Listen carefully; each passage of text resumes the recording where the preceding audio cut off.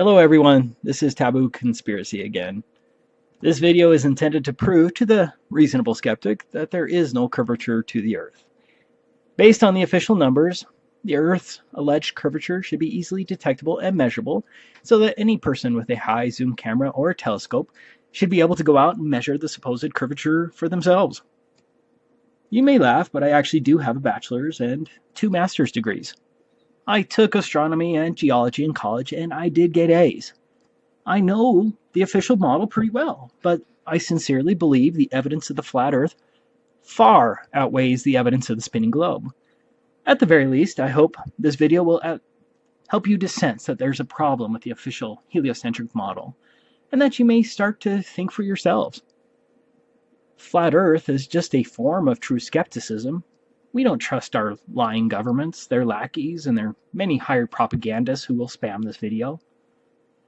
Academic conformity has rendered too many so-called scientists into mere parrots of their progenitors. No one challenges the official story ever, and if you do, you're ostracized. You'd think that true science would welcome challenges to the official model, like those that will be shown in these experiments. Instead, these fake scientists make fun, demand that you conform, appeal to authority, and respond with stupid arguments like dropping microphones or claiming that ships disappear behind the curvature, even though that claim has been proven false in hundreds of real-life examples. In contrast, Flat Earth says, prove all things. It's funny that Flat Earthers seem to be the only true skeptics nowadays. Those who call themselves skeptics are rightfully skeptical of religion, but have failed to hold their fake sciences to the same level of skepticism. Official science demands that you trust them, and to not investigate their underlying fantastic claims, like most fake religions. In contrast, we flat earthers say, don't trust us. Go out and test it for yourself. Research it on your own. Rely on your own intuition. And this is one thing you will never, ever hear from the globe propagandists. Go out and measure the alleged curvature yourself. In this video, I'm going to share with you 37 of some of my favorite flat earth experiments, tests, and videos from a variety of flat earthers and even globe believers. But each one of these videos debunks the globe model that you've been programmed to believe in since you were a child. It's time to open your eyes and ask why you were indoctrinated from birth to ridicule and reject Flat Earth. Yeah, I know, it sucks to find out there is no Santa Claus and no curvature, and that everything you've been programmed to believe in is a lie. But that's why we're here, to extend to you our Flat Earth friendship, because we were all former globe believers at one time, and we all thought that Flat Earth was silly. Unfortunately, due to time constraints, I really had to stop adding experiments, and so I have left out a lot of good tests. I just stopped at 37, but there are a lot more. Please don't be offended if I didn't include one of your experiments. But I do ask all of you, Flat Earth researchers, to please leave links to your other favorite experiments in the comments below for everyone to see, and I'll try to add them to the description and make a part 2 to this video as soon as I have another good collection, assuming more than a few people care to watch this long video. But let's get started. We're going to begin with some of my taboo conspiracy experiments as the first 4 experiments. Yes, that's not very objective to include my own tests, but hey, it's my video, so you can go watch something else or just skip forward to number 5. Number 1. My sunset mirror test was my first flat earth test, and I'm proud of it. I was not a flat earther at this time, but purchased a Nikon P900, like many others, to see it for myself because I was incredulous, wondering whether flat earthers were faking their experiments. I conducted this test at Willard Bay, Utah on April 16, 2016. I chose this location because my brother claimed to have seen the curvature at this exact reservoir. For the test, I had my wife, at sunset, take a 4-foot mirror and place it in the water at the opposite end of the reservoir. And I filmed the entire thing from 6.3 miles away with a camera height of 32 inches. The 4-foot mirror should have been entirely hidden below the horizon with a target hidden height of 12 feet. These are the official numbers of how much should be hidden by the curvature. This isn't some fake flat Earth math. These numbers have been confirmed by engineering software like AutoCAD as well. You can do the math yourself. It's not 8 inches per mile. It's 8 inches per mile squared. You just need to subtract the alleged globe distance to the horizon first. Sorry, my globe faithful, this is not a mirage. Okay, we're here. That is my wife carrying a mirror along the beach. It's at 6 miles away. Fortunately, it's very windy right now, so I don't even know if you can hear me well. She is walking straight towards the water level, and she's going to put the mirror right at the water, so you can get a perspective of how far away we are.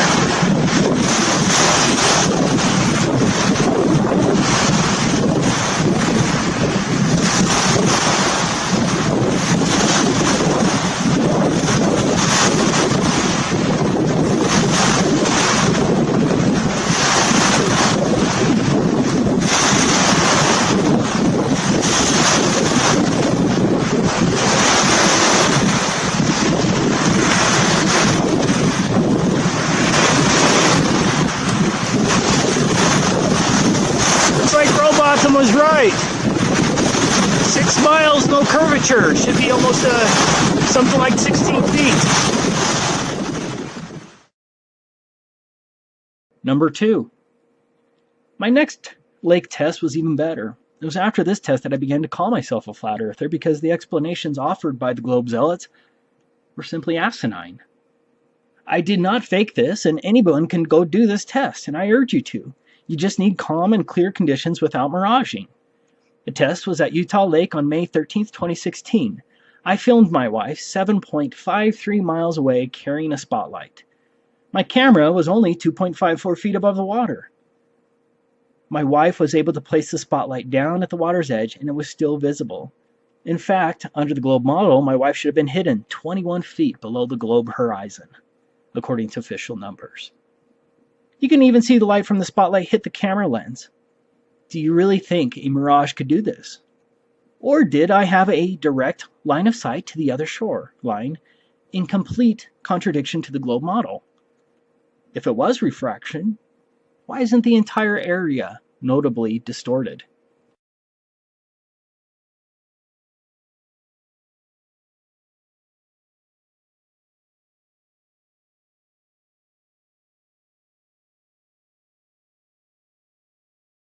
See, I'm actually touching the water with the tripod, and I'm looking out that way. Some other people are out here as well, and let's see if we can see her. Okay, so she's going to break out the spotlight. I hope it is dark enough for us to see her. Do me a favor, turn it off for a second. Perfect. That is you. Okay, turn it on. Okay. Wow. That's...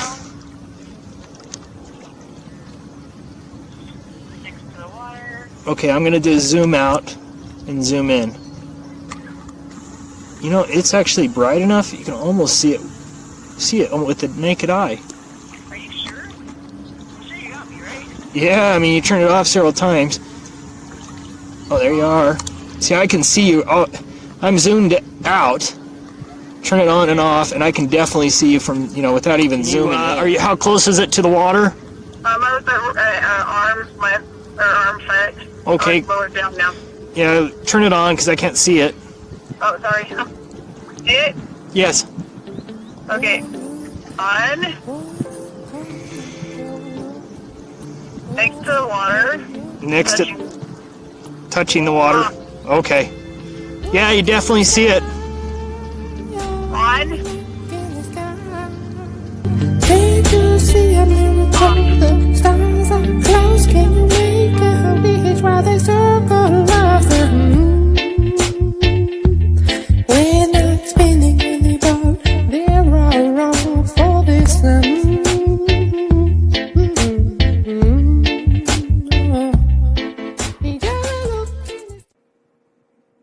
Number 3.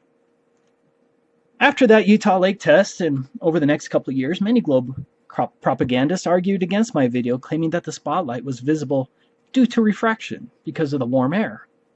So I decided to brave the cold and conduct the same test in freezing conditions when any possible refraction is minimized. This test was on December 9th, 2017. This time, I reversed the locations of my last test and my wife was able to place the spotlight on the ice. I filmed the whole thing.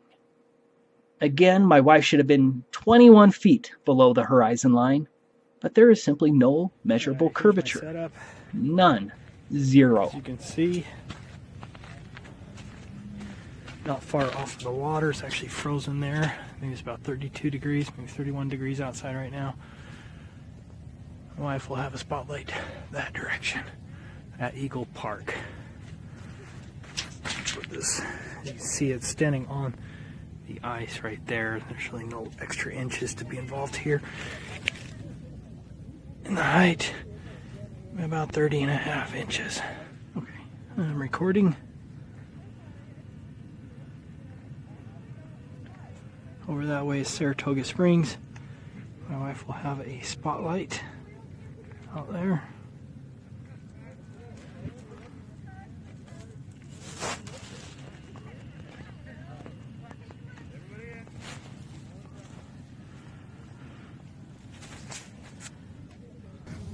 Wait a second.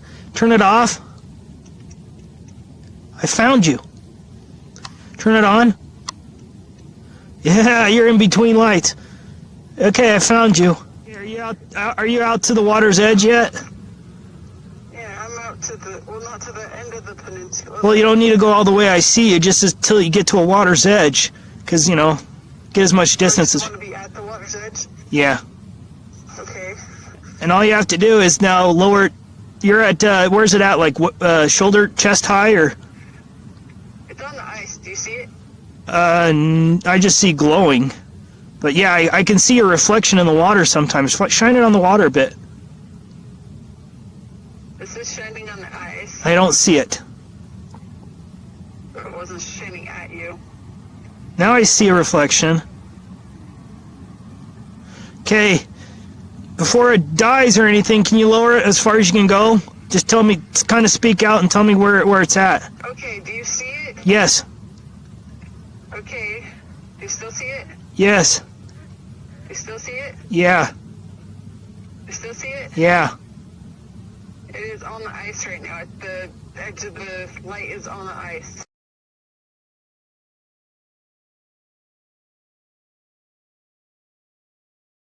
Holy crud. Alright, that's pretty much flat earth. I don't see it. It's on. Okay, I'm gonna keep it on a second. I'm gonna zoom out.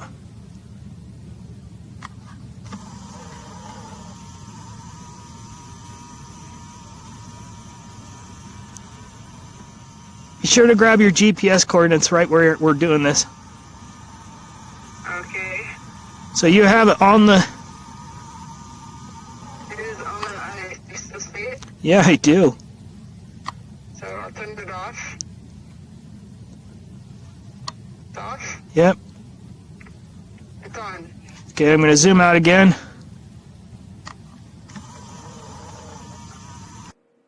I just want to pause it here to point out something. Many of the globe naysayers have claimed and are still going to claim that the spotlight is refracting over the curvature. But notice that the spotlight is exactly between the lights above the spotlight and the reflections on the water. Now, if you're a sincere globe believer, not one of the lying shills who are paid to deceive you,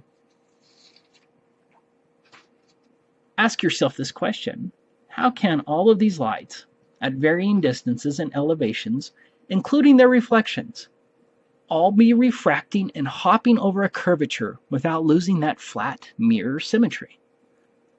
You can see that there is no loss of symmetry here. Nothing is distorted, and the lights are exactly where you'd expect them to be on a flat plane. And that, my friends, belies the stupid refraction argument.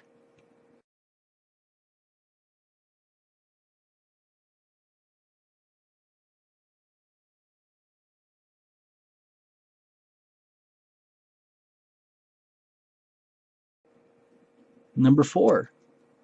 The last test of mine I wanted to include for this video was my horizon test at the Great Salt Lake. Under the globe model, the horizon is a physical barrier for the globe. The horizon marks the point when objects should begin disappearing behind the alleged ground or water. Again, the horizon for the globe model is a physical line. Under the globe model, if you can see the horizon line behind a target object, that means that the target object is not being obscured by any curvature whatsoever. That's a fact. On the other hand, for the flat earther, the horizon is all a matter of perspective. It is a point where the perspective ramping up and the ramping down meet at eye level, which is the horizon line. You can see the evidence of this in a long hallway or tunnel. Interestingly, the horizon is the same point where railroad tracks come together, proving that it is an issue of perspective. But what does the horizon also mean for the globe? It means that no water or the horizon line should ever be visible beyond the mathematically determinable distance to the globe's alleged physical horizon. For example, look at this footage of a distant boat. No objective, reasonable person can claim that this boat is being hidden behind a curvature. Why? Because the horizon line is behind the boat. Remember, under the globe model, the horizon line marks the point when the ground or water mathematically begins obstructing objects supposedly going over the curvature from your point of view. Because the horizon line is behind the boat, then the boat is not being hidden by a curvature. And that's axiomatic. Now, there are several calculators you can use to make the distance to the horizon calculation, including the Metabunk calculator and the DizzyBee calculator.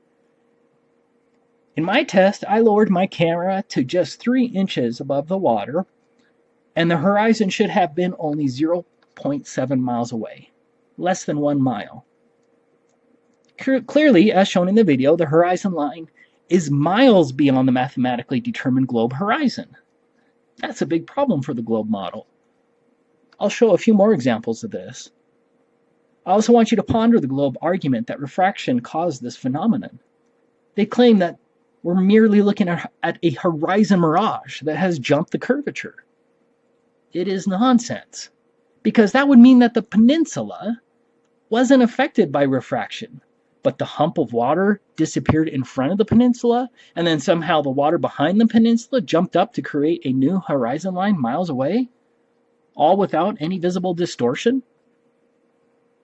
I'm actually really sorry for you if you believe in that globe rubbish. Okay, I'm in the water.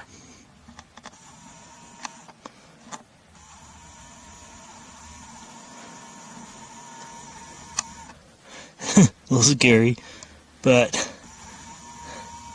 as you can see, it's still very visible. Maybe, 3 inches above the water?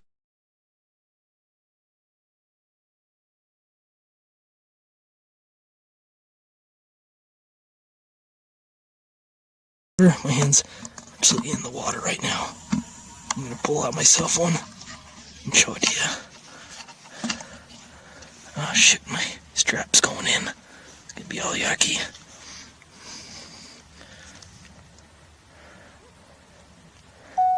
Okay. You see, there's the water. It's beyond that point. 1.3 miles away. I'm actually in the water. See, the waves are going past me. Just a few inches. I'm the width of the camera. In the water. You can still see beyond, especially when I zoom in.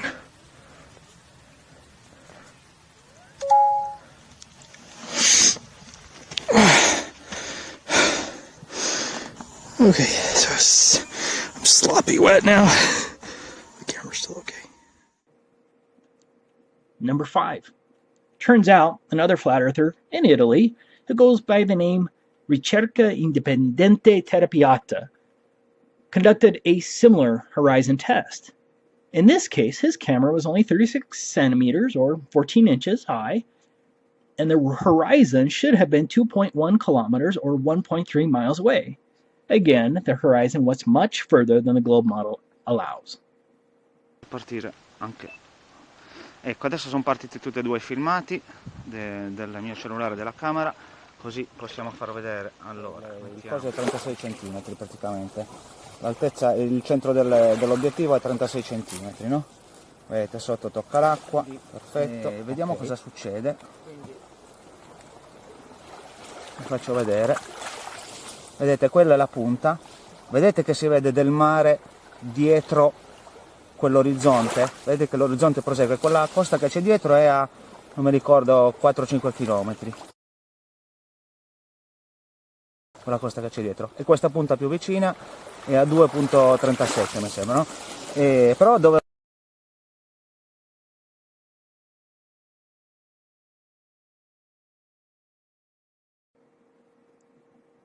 Number 6. Our next proof comes from our flat earth friend in Finland with the YouTube channel Sexy, Hot, and Right Shaped Flat Earth. He or she is getting some of the clearest long distance shots that I have ever seen. Using marinetraffic.com, our friend was able to track the distance to this boat to the amount of 27 kilometers, or 16.8 miles away from the camera. You can verify the distance by the fact that the large boat in the front is not visible when zoomed out. With an observation height of 0.6 meters or 2 feet, that puts a hidden amount of 151 feet. None of that boat should be visible. What's even more shocking to me is that the horizon should have been only 1.7 miles away. However, as shown here, the horizon is beyond 16.8 miles. Some have disputed this fact, but they are wrong. Look at the boat on the left, much further away. That is an even more distant boat, the bottom of which is perspectively higher than the big boat in front of it, proving that the horizon was even further than 16.8 miles. So, what would the minimum size of the Earth be with a horizon that is 16.8 miles with an observation height of 2 feet? And remember, the horizon is actually significantly further than 16.8 miles. I have the formula here. A radius of 372,557 miles? Come on, people! Either the Earth is nearly the size of the alleged sun, or the Earth is flat. We're not spinning any ball, they're all wrong for this.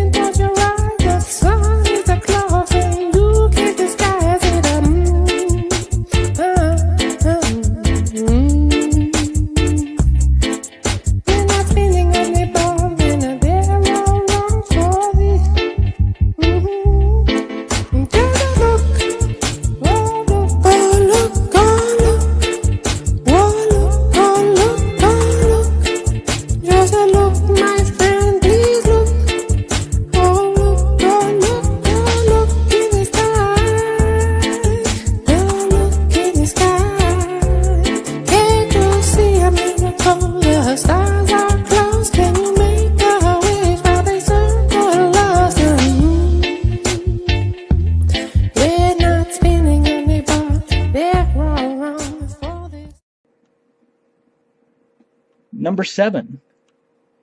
My good friend Wide Awake is a flat earth superstar. Here's my favorite of his. Wide Awake filmed a bird rack that was only 16 feet high from over 11 miles away.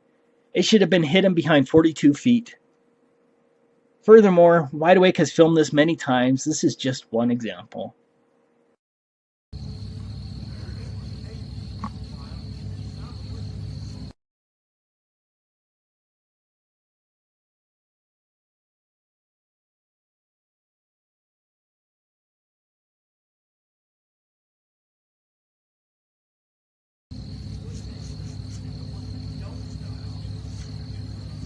Billy Steel Rack.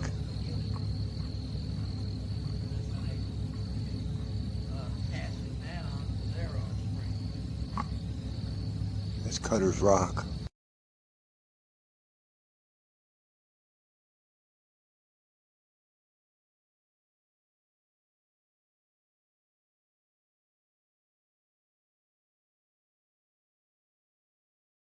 We're going to get on the other side to see what the sign says. See which bird rack this is. But we are way offshore. It just says Cutter's Rock. Okay, so this is Cutter's Rock. Whoa.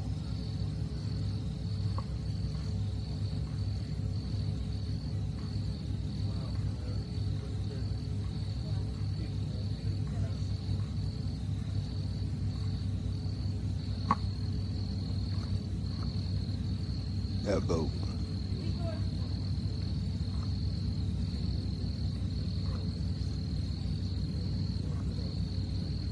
Yeehaw.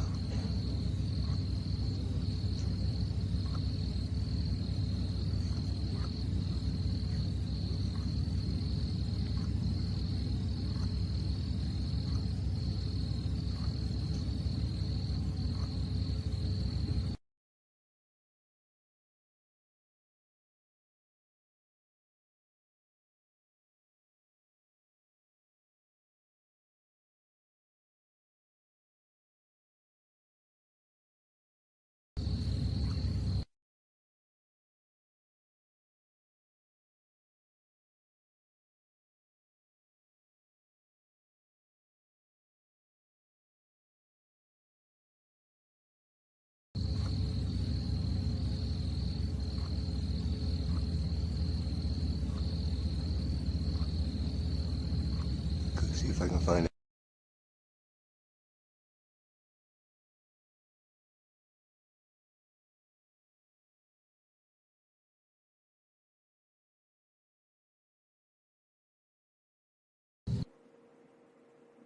Number 8. In this next video, Wide Awake got his camera down to a few inches off of the water, meaning the distant bird rack should have been hidden 72 feet below the horizon. Yeah, the bird rack lights are still visible, most certainly defying the gold model. Wide Awake has proven again and again that so long as conditions are clear, the water is calm, there is no mirage, and atmospheric visibility is high, you can see much further than the globe allows again and again. Yeah, not only that, but it's on the lowest setting. I can spider this thing out where it sets real low. So it's like 2 feet above the water right now.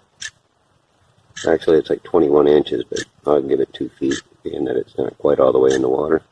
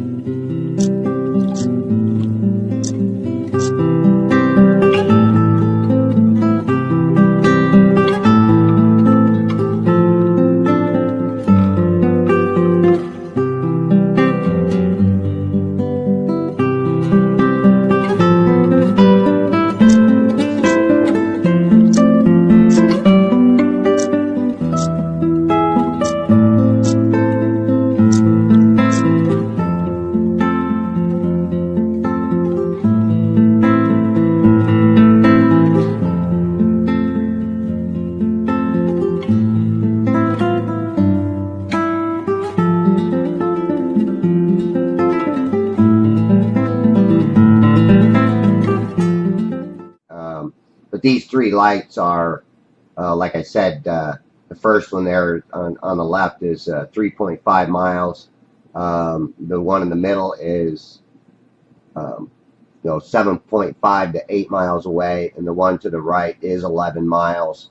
And this is why I say you need to have the proper lighting. Everything needs to be right. The air is dry. I don't have all that humidity causing the distortion, causing the miraging and the mirroring.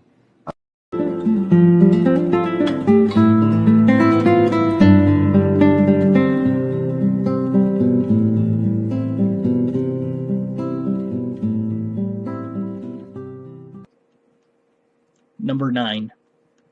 Unfortunately, too few people have seen this awesome test by my Australian friend, No Fanfare. Get on No Fanfare's channel and subscribe. I'll try to have all of the links in the description for all of the videos, though. In this video, we're going to take a closer look at the Cassandra ship. I couldn't find the air draft height. That's the part of the boat from the water to the top of the boat, but I did find the extreme breadth. That's from side to side, which is 121 feet. I used a red line to mark it, and then used it as the same marker to determine that the height from the waterline to the red tower is also about 121 feet. Maybe the air draft of the Cassandra is another 20 feet beyond the tower. In all, the Cassandra is about 140 feet from the water to the very top. But in this case, guess how much of the Cassandra should have been visible at 35 miles and an observation height of 158 feet. None of the boat should have been visible, with another 120 feet to spare. Does that ship look like a mirage to you? If you were in the Navy, for example, and told to shoot that ship with a missile or a railgun, for example, do you think you'd instead hit a 208-foot tall mountain of water and that the ship is only a mirage? No Navy manual instructs sailors about the mirage ships that are really hidden behind 200-foot walls of curved water. The refraction mirage claim is garbage. So we'll get the phone on the 4G.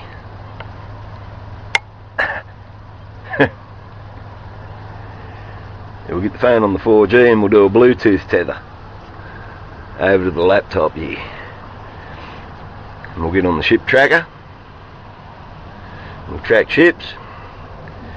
Get the pictures of the ships on the ship tracker.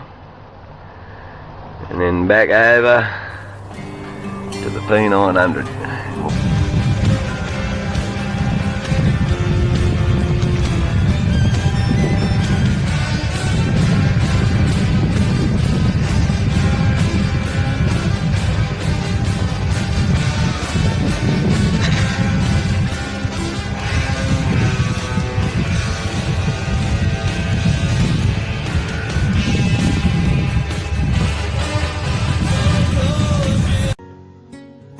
Okay, we have the data from the Cassandra in part 1. The temperature was 23 degrees Celsius, the humidity was 61%. It was 30.7 nautical miles out, which converts to 35.3 statute miles.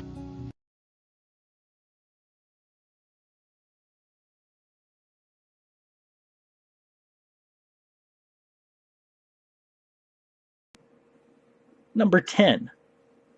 Rob Durham was the first to prove that a high-precision mechanical gyroscope does not indicate axial rotation or curvature. The Globe supporters claim that these high-precision gyroscopes automatically adjust with gravity is preposterous, as such an argument, if it were true, would render the entire function of the gyroscope in airplanes useless. And let's start the clock.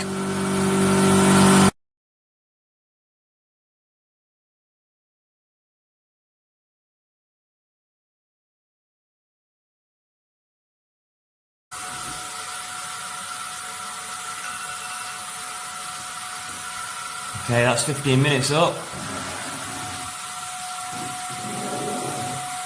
Let's just show that it's still working as it should.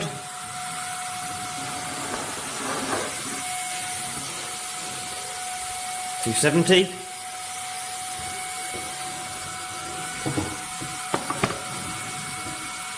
Back to 0. So 0 apparent drift at all. Number 11. John Savage was the first who demonstrated that the mechanical gyroscope was sensitive enough to register a 15 degrees per hour rotation by using a 24-hour clock mechanism to slowly rotate the gyroscope. In short, although sensitive enough to detect a 15 degrees rotation per hour, a high-precision modern mechanical gyroscope does not show any indication of axial rotation, contradicting the far-fetched claims of Foucault and his 1800s gyroscope, where Foucault claimed to have measured axial rotation with a gyroscope. So, Foucault's 1800s gyroscope can measure axial rotation, but the high-precision gyroscopes of today cannot? Where are the globe believers calling for a rejection of Foucault's absolutely fake findings? They don't care about the truth, they care about the globe story. F.E. Core, Seventh-day Truth Seeker, Paul on the Plane, and others are currently experimenting with IMU devices, and we'll have some awesome tests coming up here shortly. Number 12. This is a great test from Fepe Perth in Australia. Here he films a laser that was 9.56 miles away. The laser should have been hidden 24 feet below the horizon. All you need is a couple $100, a camera, and a friend willing to participate, and you can bust the globe. Do you seriously believe that the laser wrapped around the curvature just to present a false flat Earth? Think about it.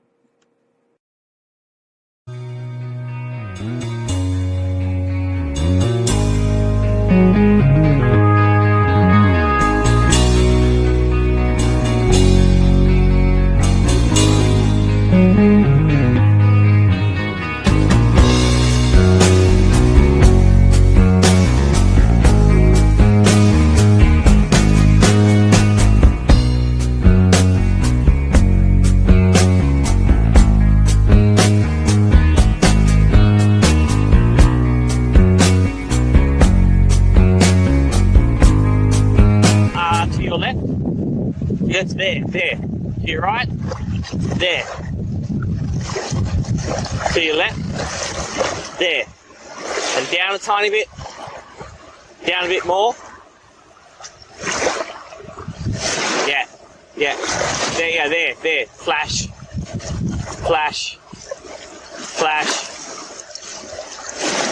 Let me just check that the camera's getting it. Yeah, camera's getting good flash. Yeah, that's a good one. Oh, that's great.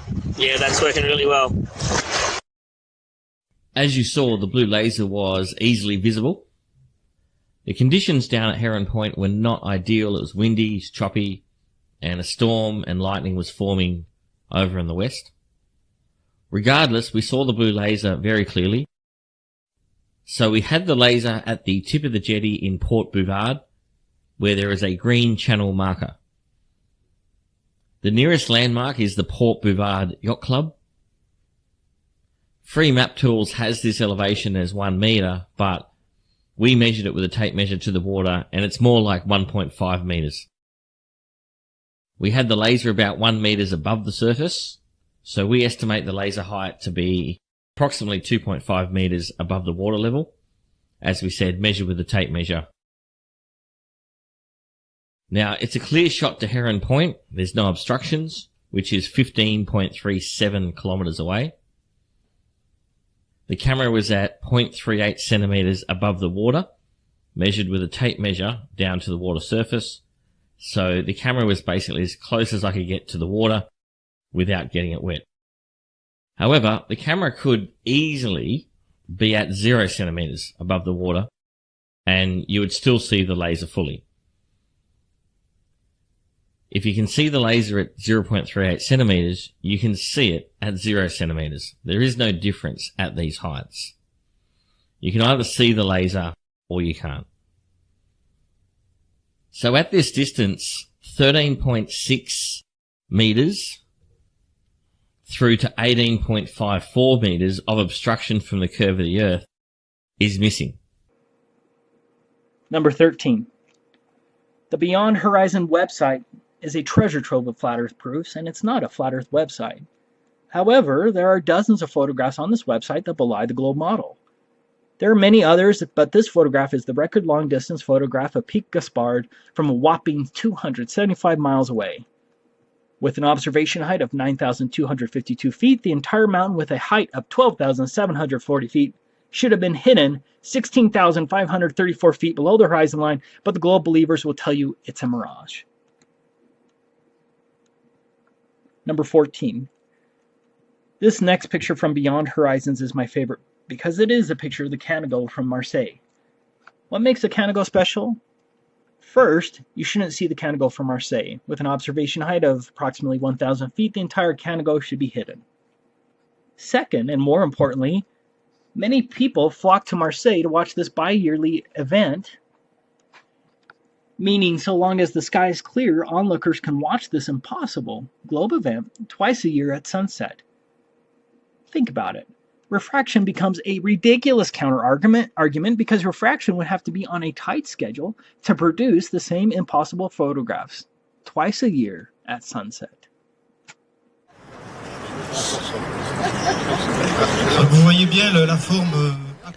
Alright, turn that volume down.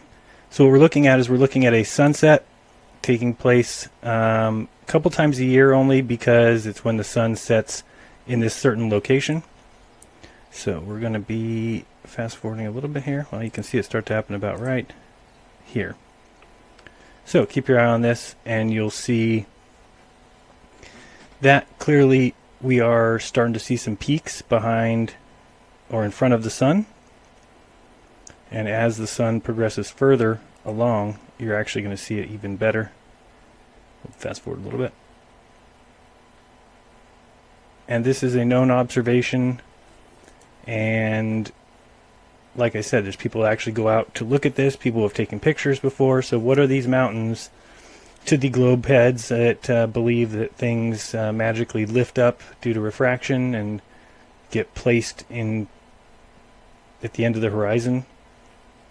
Which I think anybody who just really uses their head and not just listens to what people are told, then they'll know that that doesn't happen. That the light does not bend these things up. So we'll keep watching this.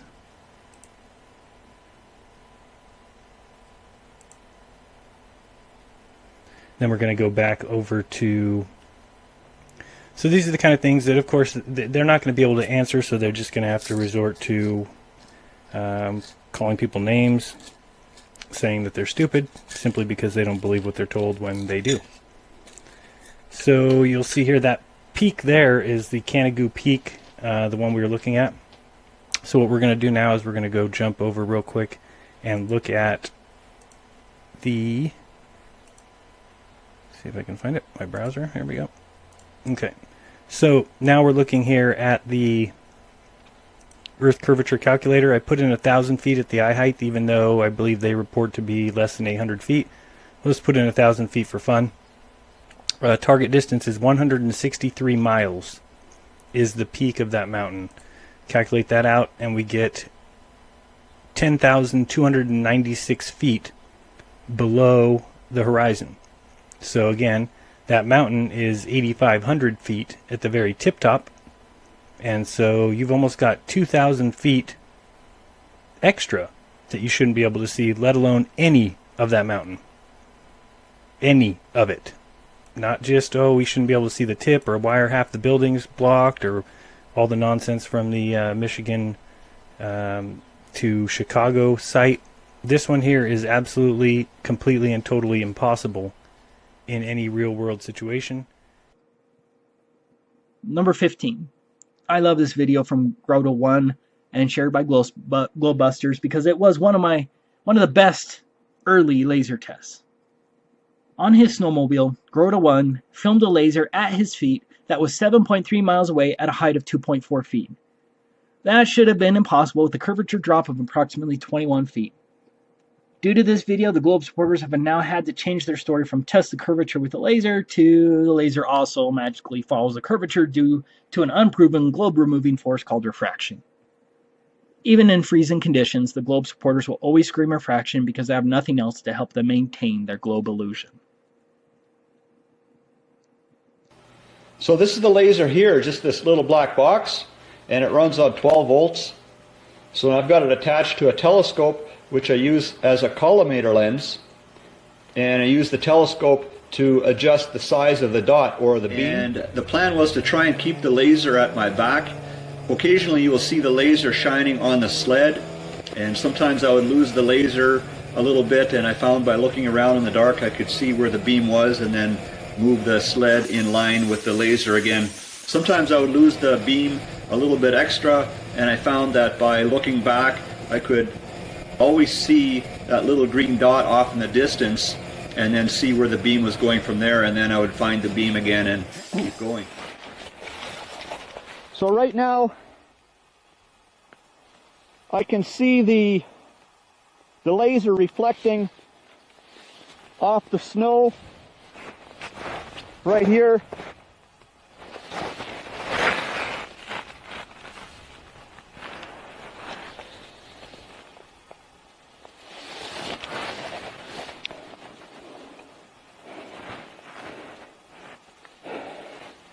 It's so dim, it doesn't light up my hand very much, but it does light up my hand a bit.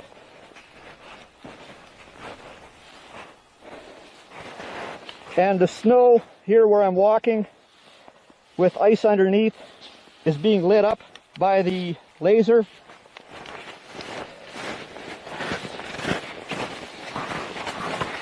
Okay, so this is about 7 or 8 miles.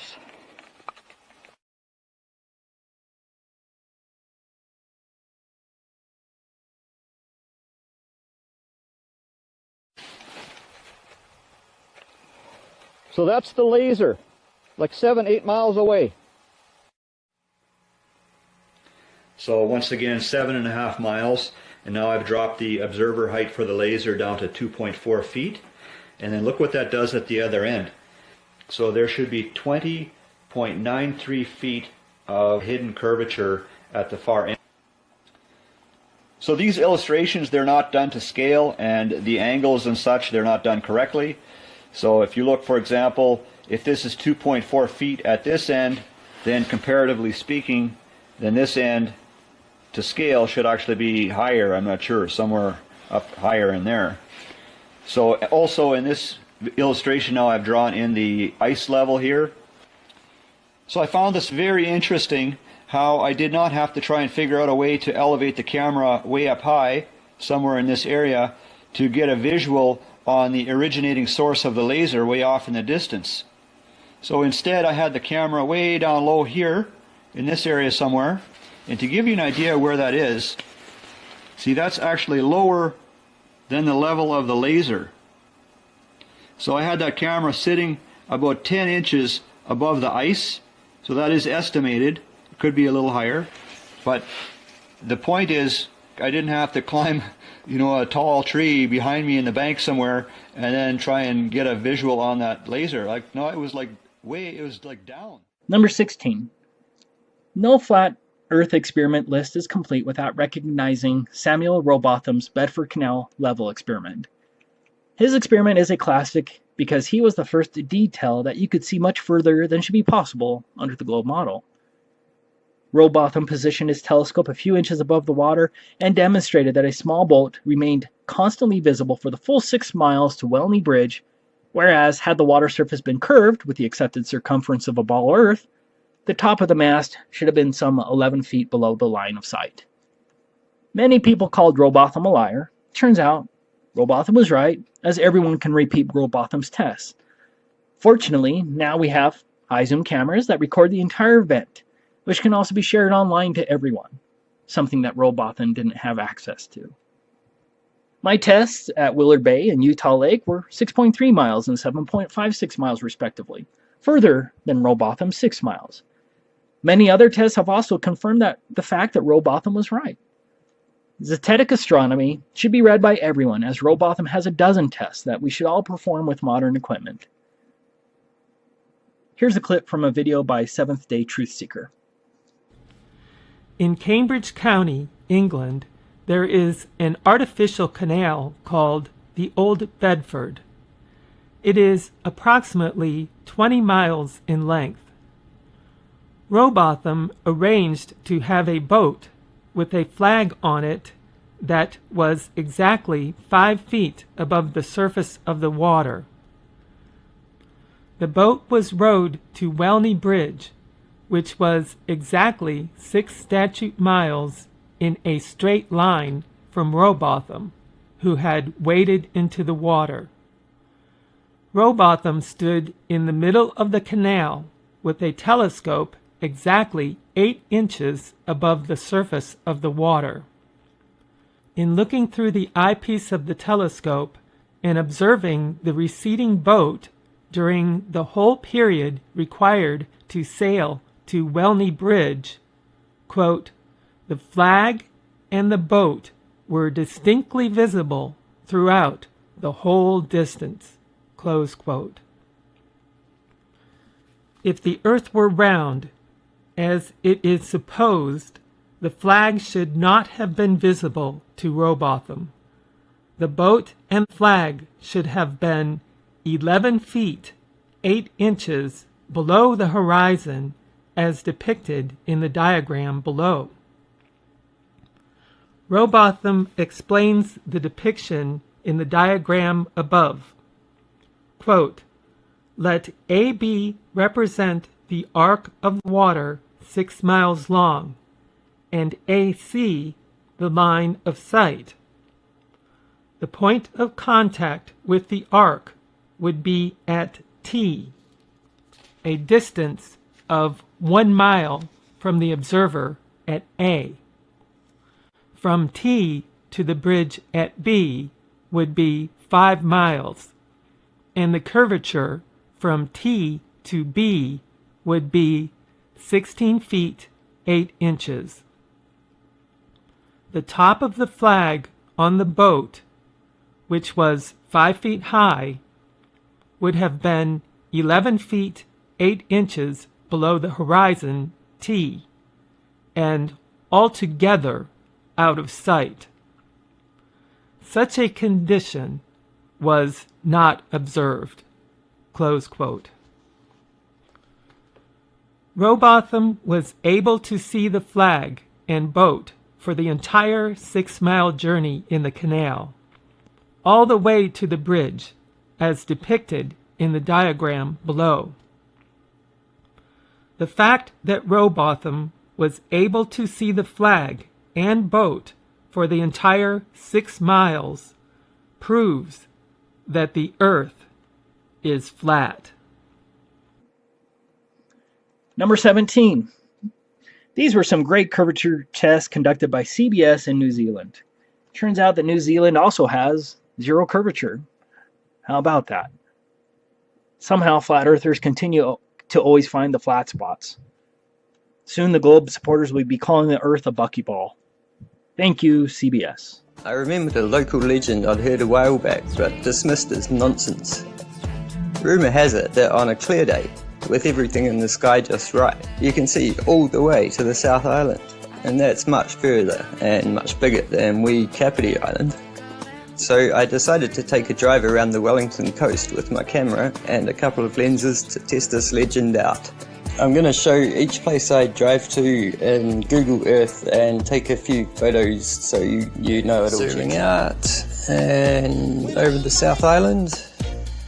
They're a bit further away than I thought. Yeah, that's quite a distance. That's 93 and 81 miles. I had no idea they were that far. Okay, I found this on the web. It's to help measure curvature, and it takes into account the height above sea level that you're measuring from. As you can see, 12 feet, that corresponds to the height on the jetty that I took these photos. Wow, so from the Days Bay Wharf, Manukau should be obscured up to 1604 meters, so that only leaves 1,000 meters that we should be seeing, but it seems we can see pretty much all the way down to sea level. That's a whole mile which should be obscured by the horizon. I don't think we're seeing that. Let's go back to those first shots we took at Orfido Bay, because one of those has got a perfect profile, missing the mountain to the right a little bit, but we should be able to figure out what's what. Check this out. I'll end the video with this. Make up your own mind.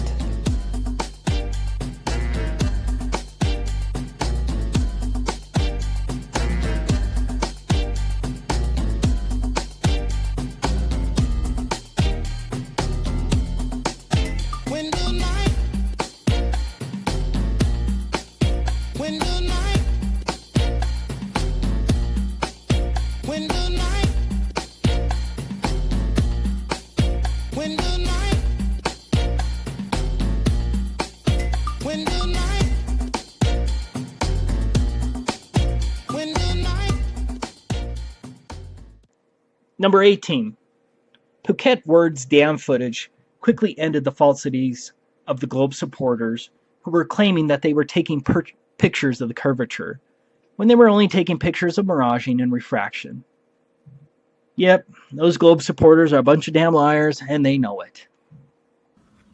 So by putting the camera on the ground, we get a similar perspective to that of someone standing on the shore watching a ship go off into the distance across the sea, keeping in mind that while any surface in nature can be flat, it will always be rugged and never completely smooth like an artificial surface.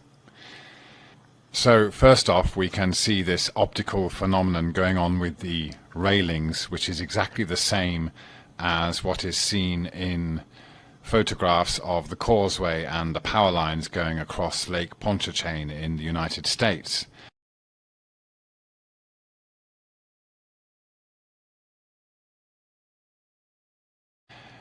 With the claim that this is proof of curvature, when in fact we can see exactly the same thing happening here with these railings.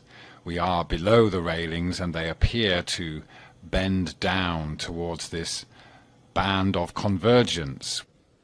The yellow line is the camera's eye level, and the camera's quite level now, so we can see that there is this band of convergence above what appears to be this horizon line of the surface. But this horizontal line is not where the surface begins to curve away from us in any way. It is just as far as we can see from this low perspective before the surface beyond it begins mirroring. This photograph of a fjord taken in cold weather shows the same optical phenomenon happening at the horizon. The purple line shows where the surface actually meets the shore on the other side of the fjord, but then we have this mirroring beneath that and going down to what appears to be the surface of the water. Even with a relatively high perspective above the ground, we soon get this mirroring and convergence, and we'll see as we bring the camera down that the apparent horizon, that hard line of the surface, will come closer to us. The lower we go, the closer the horizon over a flat surface. The surface is still there, sorry about the camera, but it is now mirroring. And as we lift the camera up again, we'll see the mirroring receding and going back posts into the distance, and the railings are now following the laws of perspective. But as we go down, the railings get swallowed up in this band.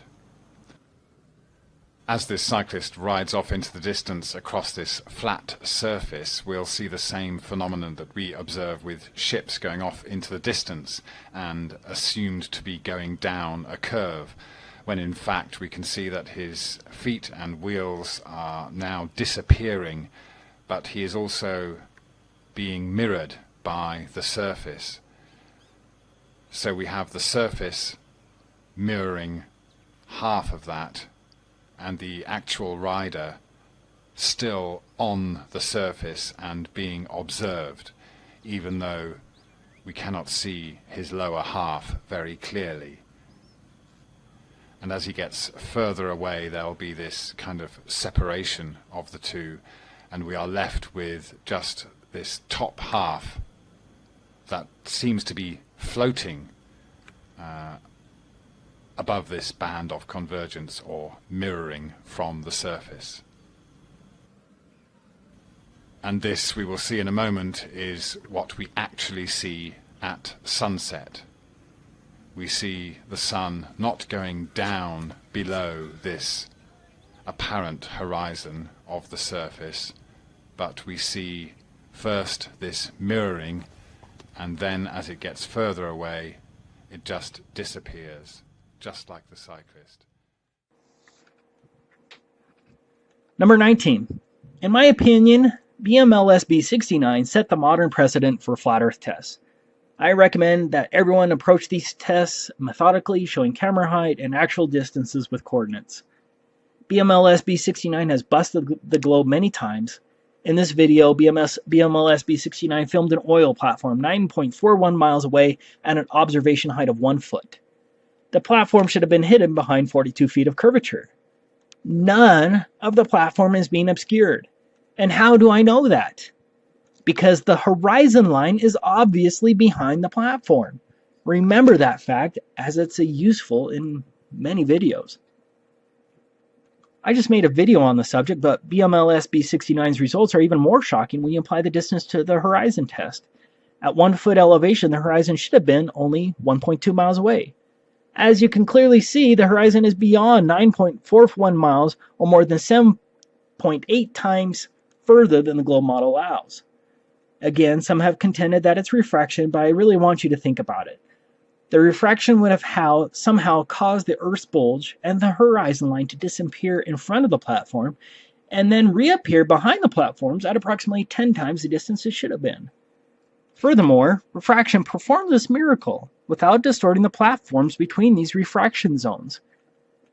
That's some magical refraction, and it's utter nonsense.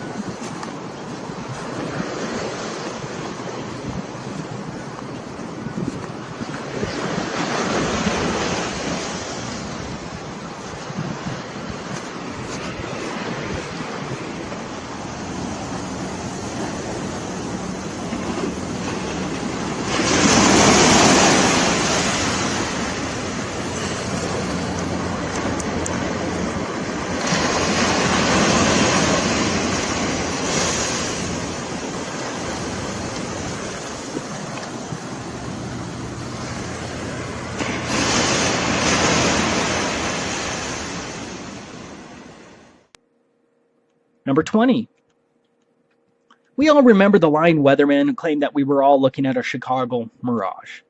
Until I found this photo from Grandmere State Park. This is from Joshua Nowicki, and what you're seeing here is a mirage. We typically would not be able to see this from the Lake Michigan shore. We talked about this last night. Conditions are right on the lake that we're actually seeing a mirage of the Chicago skyline.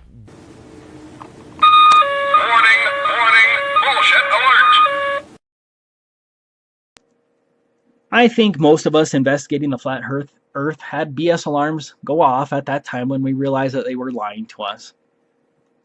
Good Times for All has taken some amazing photographs and time lapses of the Chicago skyline.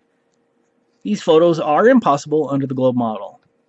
Of course, the globe supporter will claim that it's refraction, but the fact that the time lapse shows no rising of the skyline and no other evidence of distortion proves that refraction was not the cause of these impossible globe photos.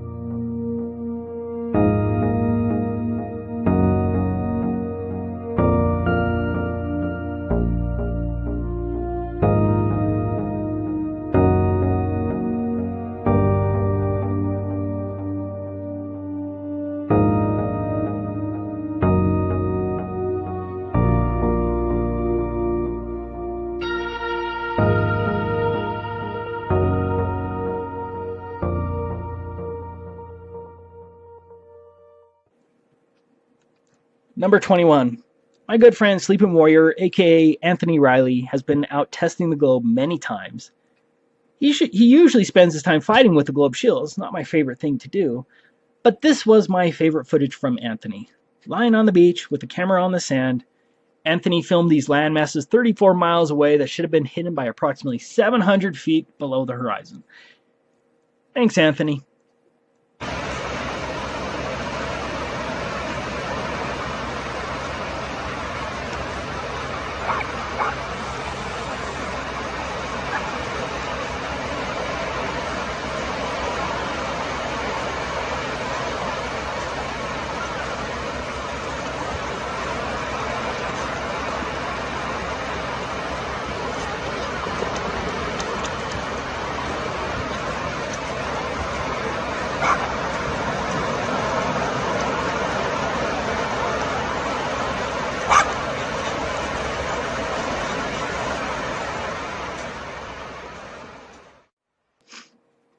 Number 22.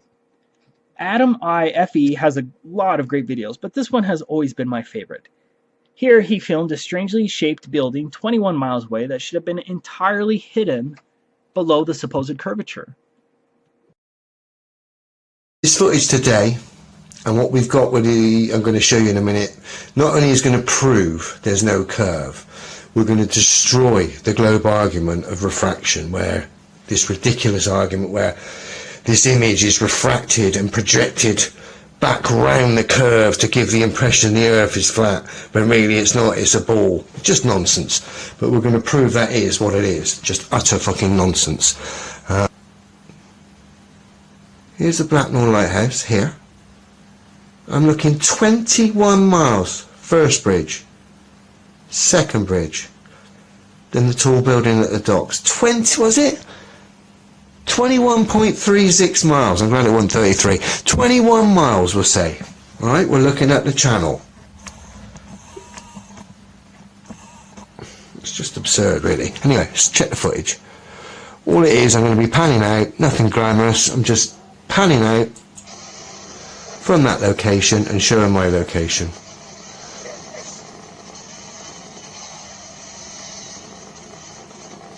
Panning out. All the way out, all 21 miles away. I'm looking, this is the concrete base I'm stood on, which is what the lighthouse is on. I'm looking down onto the beach, which is probably 8 to 10 feet down there. When the tide comes in, it'll literally come near enough up to the top of that wall. There's the tripod, which is probably 4 feet tall, and here's the Blacknall Lighthouse. Okay? And I'm coming down onto the Nautical Training School, which is just set back. Sorry about that, a bit glitchy there. Bits just set back. But ultimately, I'm right on the beach, yeah? I'm right on the sea. So we're seeing that building from 21 miles away. If we run that through the curve chart, let's see what we come up with.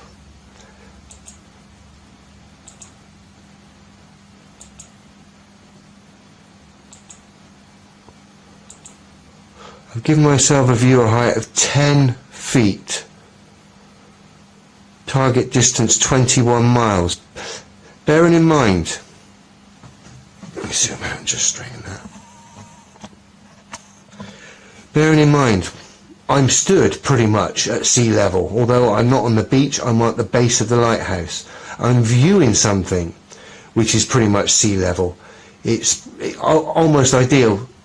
It's literally the identical conditions. It's a dock with a building on a concrete foundation base. So they're pretty much the same. But I'm giving myself a viewer height of 10 feet, a little bit extra. We calculate it. And essentially the target should have been hidden. 195 feet should have been hidden. Can you see that there? That building, I was told by the lady at the docks, is 65 meters. That's 195 feet. Essentially, the whole of that building should not have been seen. None of it. And we pretty much can see all of it. There is some miraging, I get that, but we can pretty much see all of it, yeah? Now what makes this really interesting is when we go to this. We've seen a 21-mile distance. Lovely. Now we're going to do the elevation stats on that to cross-reference. Just get back here a minute. I've gone from Black Nor Lighthouse, this is so telling, to Sharpness Docks, Dock Road, Sharpness, Berkeley. The journey, I'm not really interested in it because it's a walk. It says 28 miles, but that's because I've done it on walk to get the elevation stats. But what really is the giveaway, I've gone up 860 feet. I've come down 860 feet. Notice, flat, plain. Here's the elevation of the journey. I'm looking up the channel. I'm at the lighthouse, viewing the dock building. It's showing us sea is fucking level, excuse the swearing. And it's showing the elevation of my journey. But ultimately, the elevation stats are confirming what I'm viewing. That basically there is no curve, and that I should be seeing that building based on these elevation stats, because these elevation stats are confirming my observations. There is no curve. Yeah? Like I said, I went up 860 feet, I came down 860 feet. It's telling me, from my point of reference to the building, there's no difference in elevation, and I'm confirms that. Get this nonsense off here. Number 23. Auguste Piccard was an aeronaut who managed to get 10 miles into the air, higher than commercial flights and about the same height of the cruising altitude of the Concorde. How did Auguste Piccard describe the Earth at 10 miles height? It seemed a flat disk with upturned edge. Number 24. These Russian aeronauts got even higher at 11.8 miles. That's 62,304 feet and more than 2,000 feet higher than the maximum cruising altitude of the Concorde. How did these Russians describe the Earth? Quote, looking down, they tried in vain to detect any curvature of the Earth's horizon. End quote. Number 25. This footage from Felix Baumgartner destroys the globe. Although due to the repeated use of fisheye lenses, I think it was intended to reinforce the globe. Felix allegedly got higher than 128,000 feet. Most importantly, the visibly flat horizon didn't drop one bit, as shown in this video. That shouldn't happen on a globe. The lying globe shields have nothing to counteract this argument. I have to add one more thing about the Felix Baumgartner jump and the other aeronauts and the weather balloons for that matter. Felix proved that the Earth is stationary. It took him 2.5 hours to get to 128,000 feet, and the Earth is supposedly rotating at approximately 1,000 miles per hour below. Felix should have been floating over the Pacific Ocean by the time he jumped. The globe supporters want you to believe that the atmosphere is inexplicably and uniformly velcroed to the Earth and moves with the Earth like the spokes on a bicycle wheel. That would mean that the Felix's capsule had to speed up to keep up with the ground moving faster below it. Common sense and fluid dynamics tell us otherwise, as the upper atmosphere with no friction should most certainly rotate slower than the ground below it, like a whirlpool, where the outer edges moved much slower than the center. Similarly, volcanic plumes shoot straight up in the air and are not affected by the supposed 1,000-mile-per-hour rotation of the ground below the plume. Yet, globe supporters want you to believe that the rotation of the Earth is proven through an imaginary Coriolis effect and Foucault pendulums. There is simply no evidence that the ground is spinning. I wanted to share with you a quote from Dr. Carl Scheffer, a physics professor.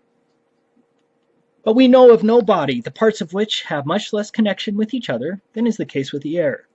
The air layer next to the Earth, really dragged along by the communicated motion, would not be able to communicate its motion to the layers above it, for the simple reason that it stands in no connection with them. These upper layers must therefore remain in their place, or, which would signify the same thing, would apparently flow westward with the same rapidity with which the Earth is said to rotate to the east. Now, Since a point on the equator, if the Earth rotates on its axis in a day, must move eastward at the rate of 1,250 feet a second, the air would similarly move 1,250 feet westward in a second, which would more than 10 times surpass the velocity of the most fearful hurricane. We cannot perceive the rotation of the Earth in any way. We cannot demonstrate it. There are no air currents which we can justly regard as or even supposed to be consequences of this rotation. These facts ought to be proof enough against the existence of a rotation of the Earth. Must it not appear almost absurd in us, preoccupied by which they have taught us in school, to accept a theory of the rotation of the Earth which neither is nor can be proven? Must we not wonder at the readiness of the learned of nearly the entire world from the time of Copernicus and Kepler to accept the conception of the rotation of the Earth, and then search afterwards, now for nearly 3.5 centuries, for arguments to maintain it, but of course without being able to find them? Dr. Carl Scheffer, The Earth Stands Fast, 1869, physics professor.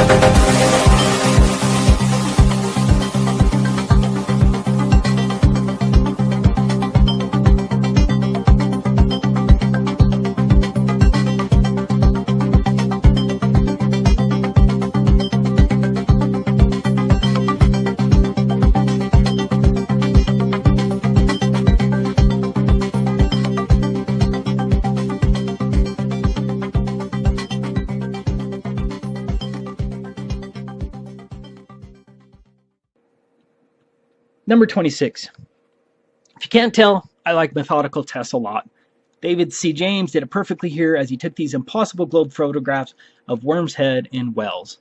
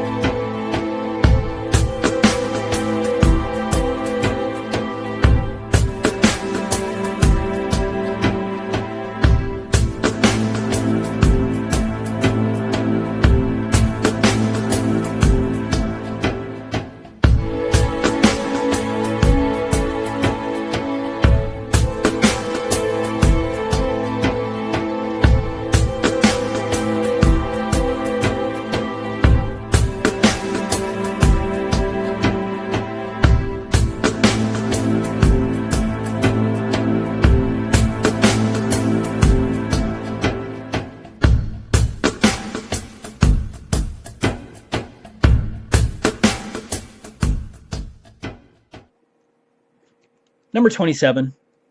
Rob Skiba is one of the most eloquent flat earthers. Kudos to him. He just doesn't talk. He actually goes out and conducts thought-provoking experiments. Rob Skiba had a great test taking a boat out to Chicago, evincing the lensing effect, but for this video I just wanted to address his home, skyline, and sunset tests. I went on Amazon and I got these plastic magnifying sheets and came up with another way of doing the same thing using the sheet right here. Set the city up, a little cutout of the city, and now I've got the big magnifying glass sheet. Bring the camera right up to the lens. See, that's the normal view of the city. Now let's back up again. The science is the same of that of a lens. Here's a simple example. So if you're looking at Chicago here, The atmosphere really is acting like a lens. yes, Atmosphere really is acting like a lens, and this is how much of the city is missing due to the lensing effect, the magnification of the atmosphere. You're missing, a good portion of the city just by pulling my iPhone back on a 3-foot long desk. That's how much I lost of the city. And as with any scientific experiment, you always try to improve upon what you did before.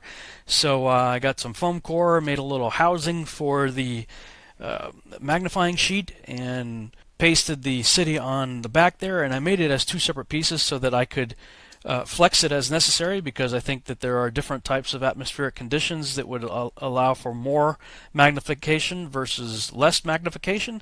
So in this scenario you have more magnification, and in this one you have less. And for this one I decided to put the Toronto skyline into my little box here. And let's try it again. Okay, we're all the way up against the glass. Now let's zoom across the lake. And wow, look at that. The lower portions start to disappear. Now let's zoom back in to get a little closer to the one that Captain Baltard was talking about here. And wow, look at this. Here's his image on the right, and here's my image on the left. Missing the lower portions of the city had nothing to do with curvature whatsoever. And this, of course, is my answer to the meme that you've all seen being passed around on Facebook showing the missing part of buildings is absolute proof of the curve. No, not really. But, okay, here's the part I really wanted to show you guys. I was already in the process of modifying my experiment, so here's what I came up with. I've got my magnifying sheet frame, and I created a little stand to paste the sun on it and keep it the same height over the flat surface of a table, so the sun is always going to be parallel with the surface. And check this out. Alright, here's the first test of a sun moving over a flat surface, and with no atmospheric magnification it does what we might expect it would. It gets smaller as it goes away from us. Alright, now let's see what happens when we add in our atmospheric magnification. Again, water and refraction. Water causes magnification and refraction, right? So let's bring the sun back. Oh, check this out. Refraction bends the light downward. It made the sun set on a parallel surface. As it was moving parallel, the same height, the whole way over a flat surface, the refraction caused the sun to set. Not only that, well, let's bring in the beginning of that little test, and we see that it maintained pretty much the same size too. Pretty close. And of course that's because as it's moving away, the magnification is still taking place, and so even though the sun's further away than it was in the beginning of the test, the magnification basically preserved the same size, and the refraction made it set. Now, I'm just going to put forward a crazy idea for you to think about. And that is, if Rob Skiba could figure this out, I'm just going to go out on a limb here. I think it's quite possible that the creator of the cosmos could have figured out the same thing and engineered our beautiful sunsets, thanks to all that water he placed in our atmosphere. Number 28. DITRH's channel was instrumental in convincing me of the flat Earth. He has so many awesome videos. One of my favorite tests of his was his demonstration of how perspective is the cause of the sunsets on a flat Earth. Of course, the sun isn't a floating light bulb and is probably intangible, but his test clearly shows how perspective plays a role, while the globe supporter would falsely claim that perspective has no effect on how we see the sun rise and set.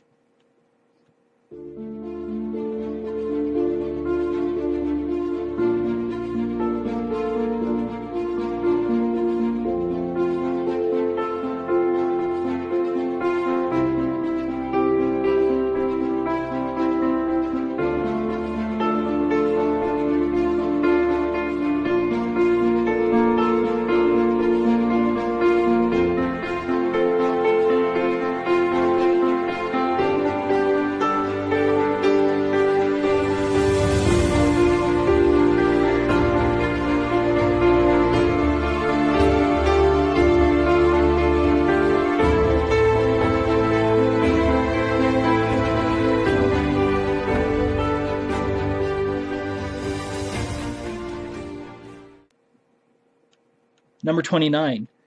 Good Times for All also conducted a great test in a warehouse and proved that a sunset is possible on a flat Earth as he makes the light from the flashlight disappear on a flat surface. What's interesting is that his sunset matches exactly what we see in reality, as I showed with my actual sunset footage.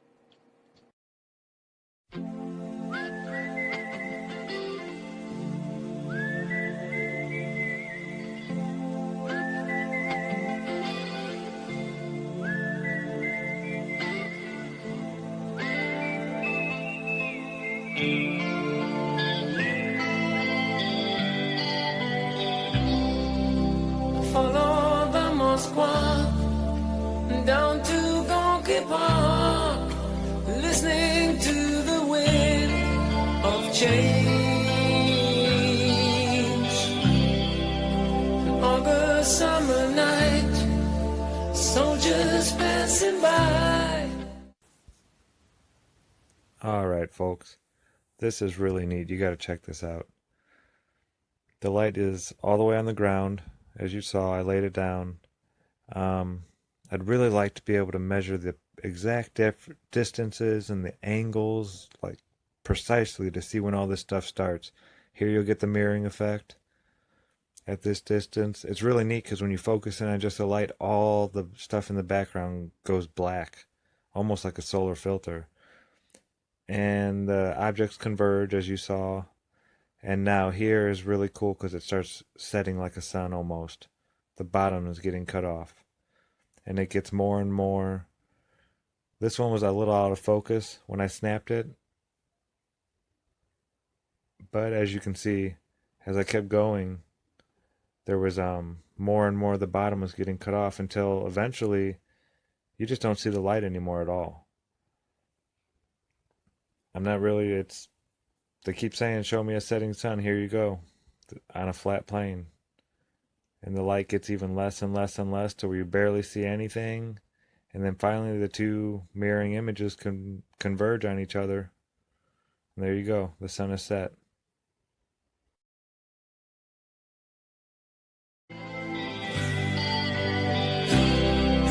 The world is closing in. Did you ever think that we could be so close, like brothers? The future's in the air, can feel it everywhere. I'm blowing with the wind of change. Take me to the magic of the moment on a glory night, where the children of tomorrow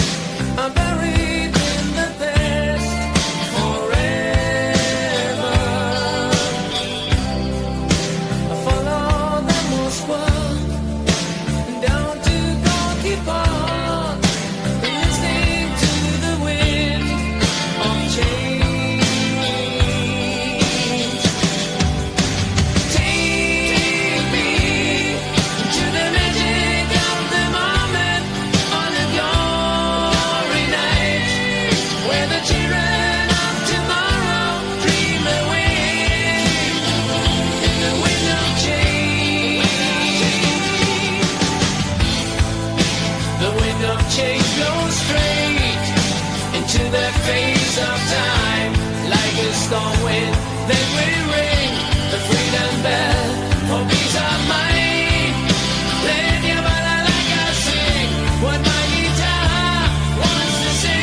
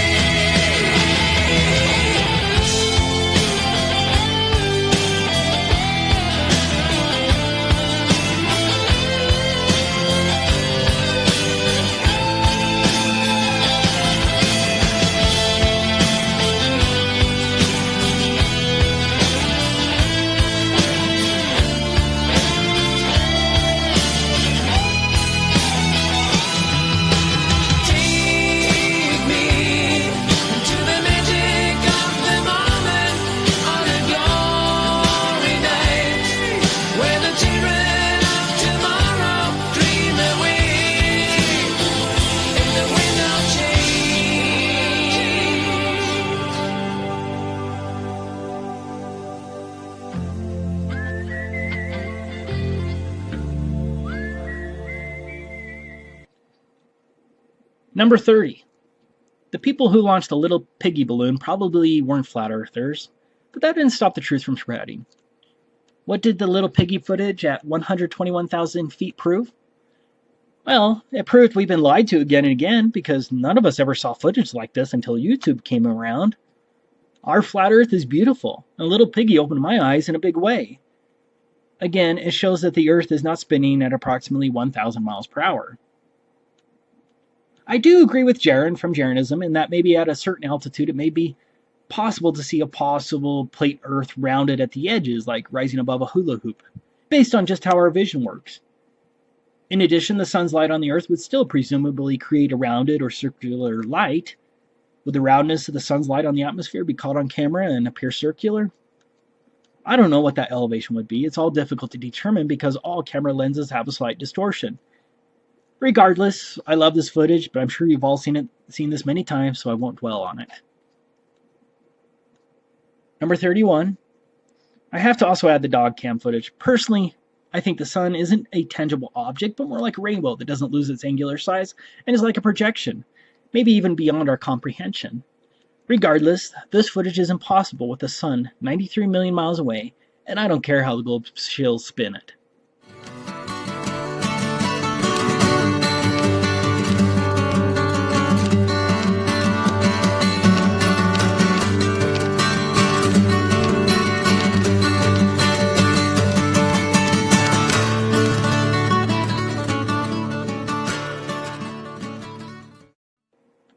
Number 32. I recently shared this messy FN90s test on my channel.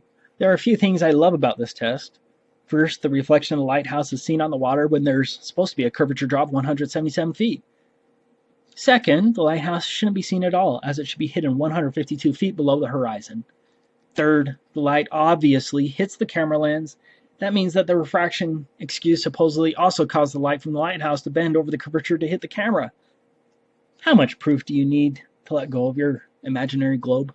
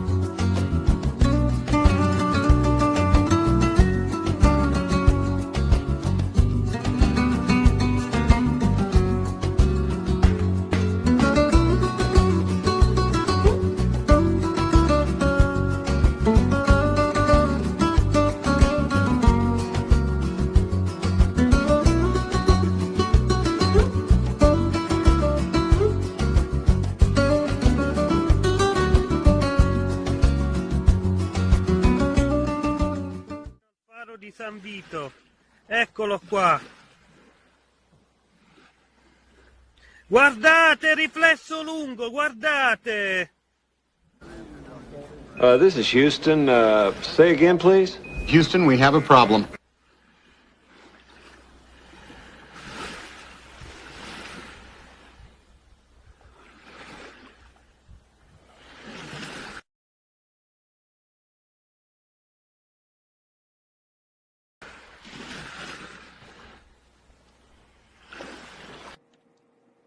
I saved number 33 for the US government. Turns out that the US government proved the Earth was flat with a navigational system called LORAN. In short, the US government built radio towers near the ocean that would send out radio signals hundreds of miles across the ocean. Boats could then use the radio waves to triangulate their position. It's a brilliant invention. What's the problem? The bulge of water between the points could be taller than 13 miles, which would most certainly block the radio waves. To counter this argument, the globe supporters would claim that these radio waves hug the curvature over mountains of water several times taller than Everest. Do you believe it?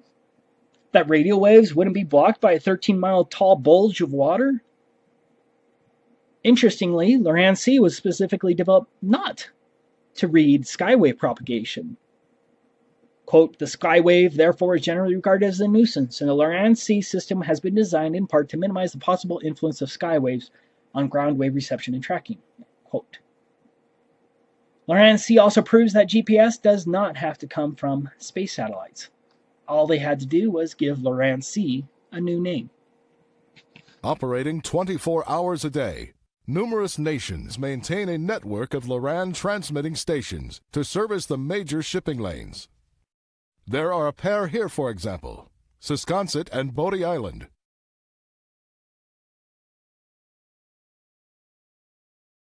One is known as the master station, the other is the slave. For a moment, consider these two stations operating as a synchronous pair, simultaneously emitting short pulses of radio energy. Leaving both shore stations simultaneously, a pair of pulses travel out into space, in all directions, at a constant speed, roughly 186,000 miles per second, or the speed of light. Plus, the pulse from the closer station will reach the ship an instant before the pulse from the other station.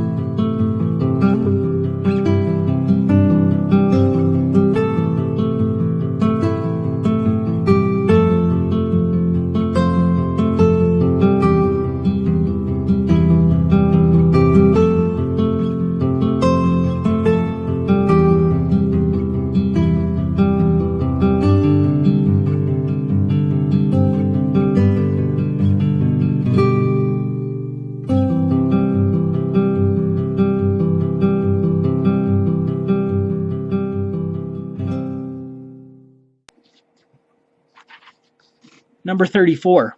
Of course, the Skunk Bay time-lapse was not a flat Earth video. However, this unequivocally proved atmospheric distortion of the horizon line.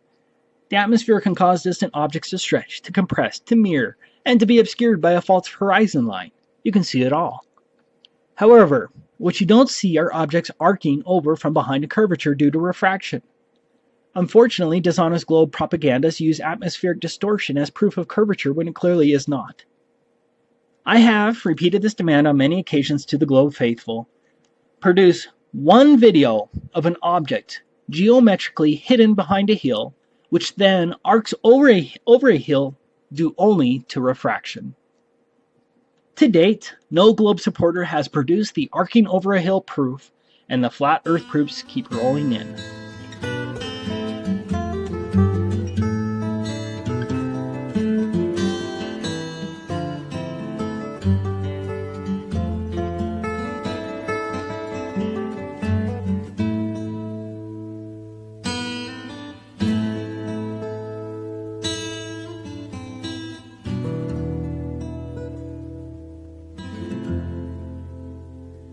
I wish I was on yonder hill, 'tis there I'd sit and cry my fill, until every tear would turn a mill.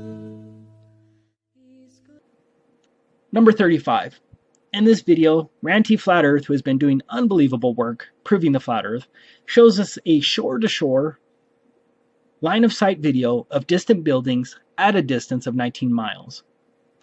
With an observation height of 6 feet and a target hidden height of 171 feet, none of these buildings should be seen, and you can see down to the shore. Furthermore, Ranty takes these videos on a very frequent basis. The claim that magical but unprovable over the curvature refraction is perfect every day is just asinine.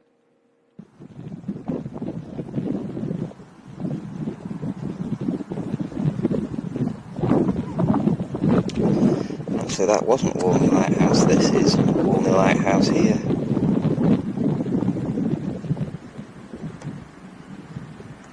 Astonishingly clear today. This is Barrow Town Hall, with the medical building that's there, etc, etc.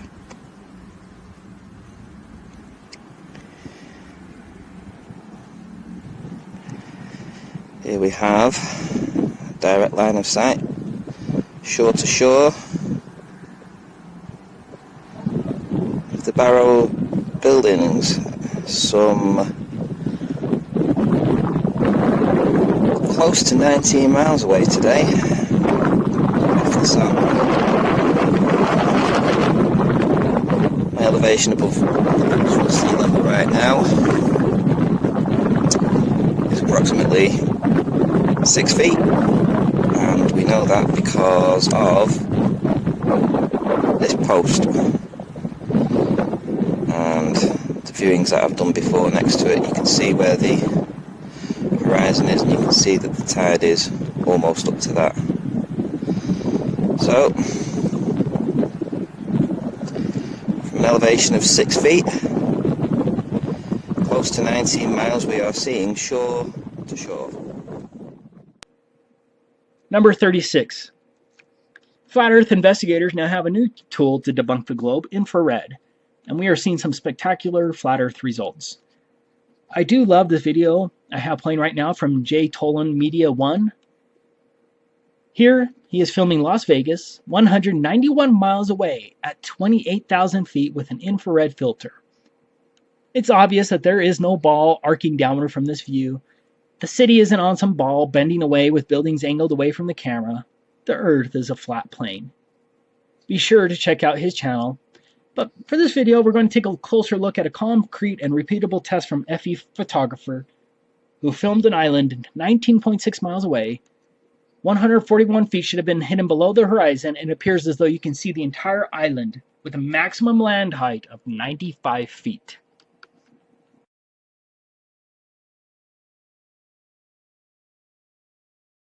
In this regular photo, you're able to see a lot of Clark Island, and you can see the green buoy channel marker on the left-hand side as well. And in this infrared photo from the same location, you're able to see better detail in the trees and the island itself. So infrared definitely makes a difference when it comes to showing detail when we compare these two images as seen here.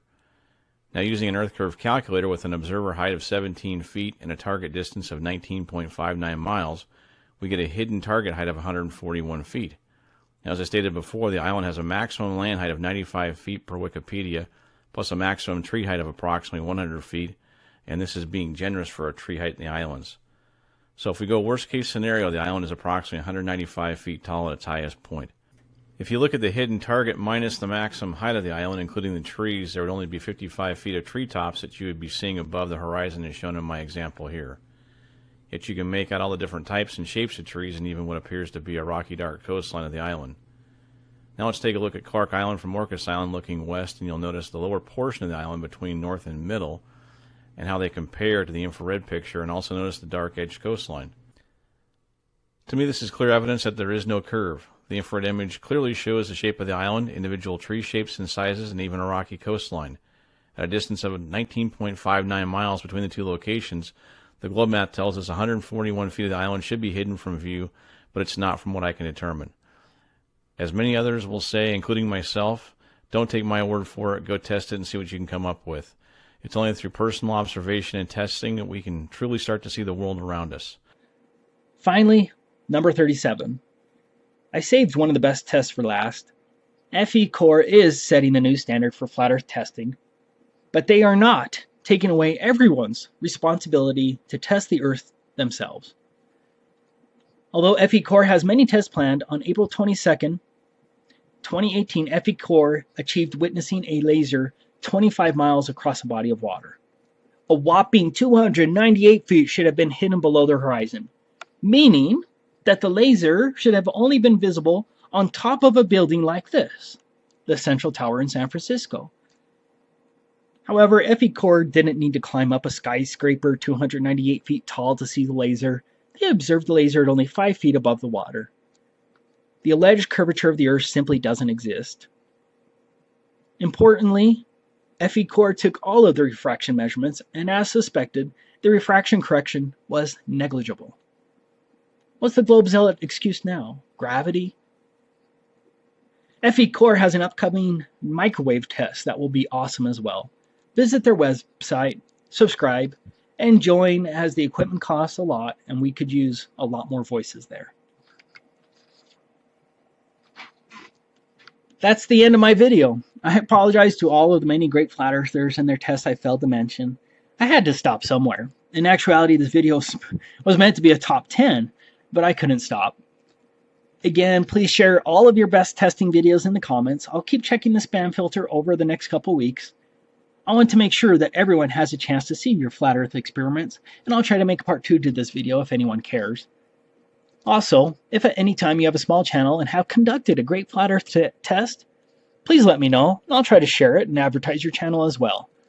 I don't have too many subscribers, but I love to help others spread the word. Although I support organized groups like FE Core, I primarily support the grassroots experiments of the flat earth, which makes this so awesome. Together, we're busting the globe. Please, no more leader worship, as leaders can lead you astray. As always, you're welcome to copy, share, edit, or do whatever you want with this video. I just plagiarized a bunch of other people anyways. I'm going to close with Amber Plaster's beautiful Flat Earth song that really touched my heart, and it still gets to me. May the Lord bless you all with knowledge, love, kindness, charity, and an unquenchable desire to know and share His truth, whatever it may be. Thank you. Hello, it's me. You know, indoctrination started while we were still naive, programming our beliefs. And that inertia is the reason we don't feel the earth spinning. Hello, can you hear me? Did you ever stop to question the confession of gravity as a theory? Funny thing, force alone can be explained with buoyancy and density. The sun is closer than what they've told us, not 90 million miles away. Hello from the inside. I'm here to tell you not to lie. And there never was a space probe, and those planets you flagged so wandering stars. Operation Fishbowl.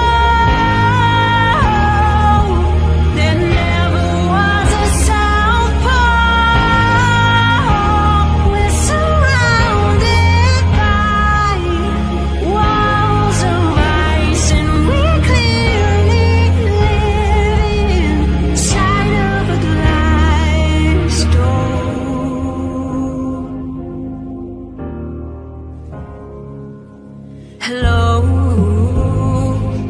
how are you? Did you get a chance to join Flat Earth and Globe discussion group to discuss